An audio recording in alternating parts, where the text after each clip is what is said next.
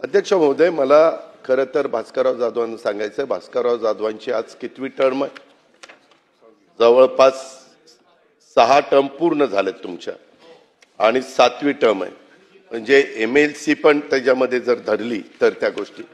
अध्यक्ष महोदय, यामध्ये इतक्या टर्म मध्ये ते कॅबिनेट मिनिस्टर होते, ते नगरविकास खात्याचे राज्यमंत्री देखील होते.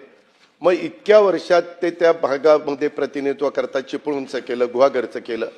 मग इतक्या दिवसामध्ये का नाही छत्रपती शिवाजी महाराजांचा अश्वारूढ पुतळा उभा केला? मला ते काही कळलं नाही. आमच्याच वेळेस त्यांनी सांगितलं की आमच्या गोगावले साहेबांच्या जिल्ह्यामध्ये नाही, रत्नागिरी जिल्ह्यामध्ये, सॉरी रायगड जिल्ह्यात नाही, रत्नागिरी जिल्ह्यामध्ये 7 तालुक्यामध्ये 8 तालुक्यामध्ये छत्रपती शिवाजी महाराजांचा पुतळा आहे आणि एकूण 9 तालुके आहेत आणि माझ्या इथं नाही.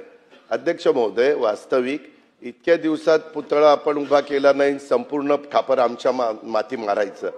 आम्ही तर छत्रपती संभाजी महाराजांचं खूप मोठं भव्य दिव्य स्मारक हे तुळापूर आणि वढूला चाललेलं आहे.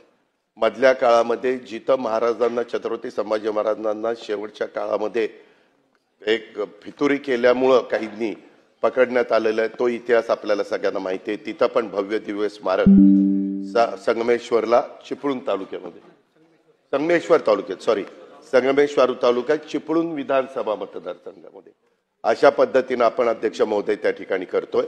आणि ह्या सगळ्या गोष्टी करत असताना त्यांनी त्याच्यामध्ये हे अर्थ खातं ते काही मालक आहेत का, अर्थमंत्री कोणाला पैसे देणार, अर्थमंत्री कसे ठरवू शकतात?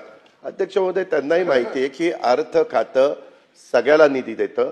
त्याच्यावर अजित पवारची अर्थमंत्री सही असली तरी एकनाथराव शिंदे साहेबांची पण सही उपमुख्यमंत्री म्हणून असते, मुख्यमंत्र्यांची पण सही त्याच्यामध्ये असते, कॅबिनेट त्याला सगळ्याला मान्यता देते आणि एकदा निधीचं वाटप झाल्यानंतर त्या त्या विभागाच्या मंत्र्यांना तो अधिकार असतो कुणाला किती निधी द्यायचा, म्हणजे त्याच्यामध्ये कुठलं तरतूद कुणाला किती करायची.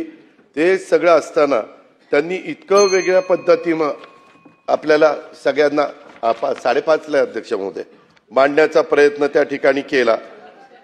तरी माझं वाचन दादा एवढं फास्ट नाही. नाही 5:30ला गेलो. अच्छा, ते सगळं सांगून तुम्हाला मला एवढंच त्याच्यामध्ये सांगायचं, वास्तविक मी काही मालक नाहीये, सगळे मिळून हे सरकार चालवतात. भास्करराव, तुम्हाला जर बोलायचं असतं तर मला खरंच खूप बोलायचं होतं, परंतु आता बेल वाजायला लागली, मला वाटलं नाही मला एवढा वेळ लागेल. परंतु अध्यक्ष महोदय, एकंदरीतच महसूल जमा किती होतो, त्या त्या विभागाला आउटलेट दिला जातो, मग ते पैसे त्या त्या विभागाने खर्च करायचे.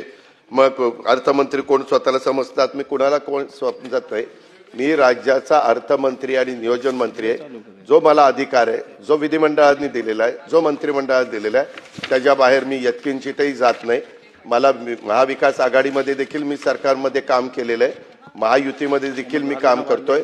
त्याच्यामुळे एकंदरीत अशा प्रकारच्या सरकारमध्ये काम करत असताना कसं सर्वांना बरोबर घेऊन जायचं ह्याचं आम्हाला ज्ञान आहे. त्याच्यामुळे इतरांनी आम्हाला उपदेश करायचं काही कारण नाही असं मला स्पष्ट सांगायचं आहे. त्याच्यामुळे कुणाचा तरी राग माझ्यावरही काढण्याचं काही कारण नाही. मला कुणालाही त्याच्यामध्ये दोष द्यायचा नाही.